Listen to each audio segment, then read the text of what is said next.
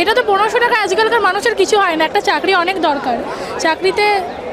চাকরি তো অবশ্যই আমরা চাকরিটাই চাই, এটার থেকে চাকরিটা বেশি প্রয়োজন। অবশ্যই চাকরি দিলে ভালো তো হতোই।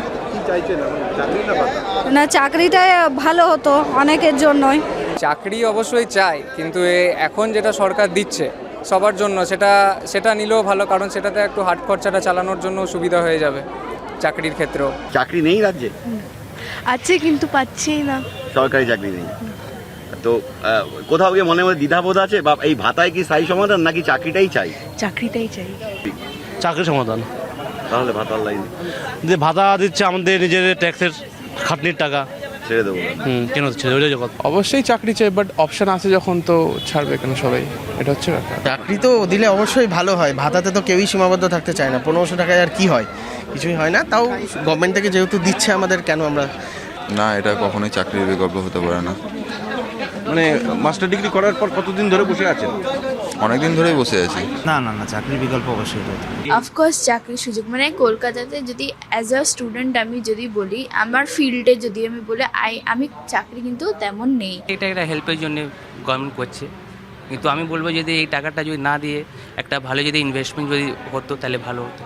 চাকরির সুযোগ একটা, হ্যাঁ হ্যাঁ, অবশ্যই চাকরির সুযোগ হলে বেশি ভালো হতো, আর সেটা পেলে আরও ভালো লাগতো। আপাতত ঠিক আছে, কিন্তু চাকরিটা তো বেশি মানুষের প্রেফার করা উচিত। কি চাকরিটা হলে অন্তত এই স্যালারির মানে এই টাকারই যদি মানে মাইনা দেয়, তাও কাজ করতে রেডি আছি। চাকরি তো অবশ্যই চাই, ভাতা তো কয়েক বছরের জন্য পাবো, কিন্তু চাকরি তো সারা জীবনের জন্য থাকবে।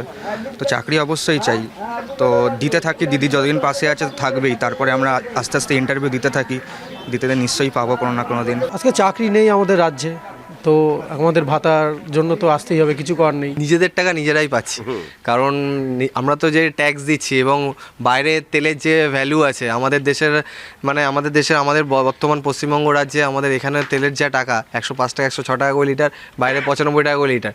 তো 10 টাকা করে যে আমরা বেশি দিচ্ছি, আমি ডেলি 2 লিটার তেল ভরি, তো 20 টাকা করে তো আমরা এক্সট্রা পেমেন্ট করছি। তো সেই ট্যাক্সের টাকাও তো কিছু ঘুরে ফিরে পাচ্ছি। এক এক রকম মতামত। যদি কর্মসংস্থানটা ভালো হতো, তাহলে আজকের এই লাইনে দাঁড়াতে হতো না বেকার ভাতার জন্য আমাদের।